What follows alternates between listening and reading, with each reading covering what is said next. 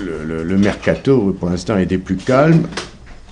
On a voulu se servir de l'euro comme explication, puisqu'en général, quand il y a une compétition internationale, il ne se passe pas grand-chose. Bon, elle est terminée, ça c'est pas pour autant activé.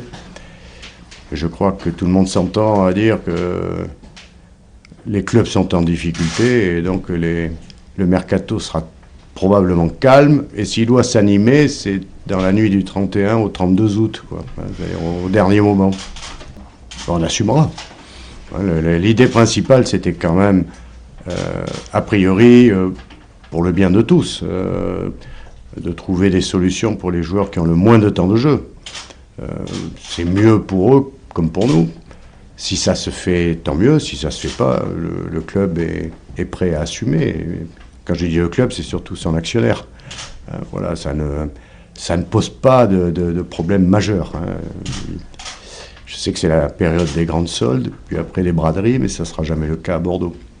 Les clubs sont toujours les derniers informés. Donc j'ai certains de vos confrères qui me disent le Celtic de Glasgow pour Reims, Betis de Séville ou pas Betis, FC Séville pour un autre, la Roma pour machin. Bon, tant que j'ai pas de contact direct avec les clubs, je considère qu'il n'y a pas d'offre, il n'y a pas de contact. Donc à ce jour, jamais aucun club nous a appelé pour qui que ce soit.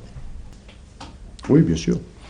Je veux dire, c'est pas des entreprises qui fonctionnent tous les jours et qui renouvellent pas leur cadre pour chaque année civile. Bon, nous, on a un groupe, l'entraîneur vous l'a dit, qui a fini sur une belle note. Moi, j'ai pensé que beaucoup de garçons avaient tourné une page, on en avait parlé pendant longtemps. Ils ont traîné pendant plusieurs mois une difficulté, un mal-être peut-être, une situation compliquée. Bon, j'ai l'impression qu'une page est tournée et on est prêt à en écrire une nouvelle. On s'aperçoit que finalement Bordeaux a, peut-être avec un peu de réussite, mais en tout cas la réussite ça se provoque, fini 5e, ce qui n'est pas si mal.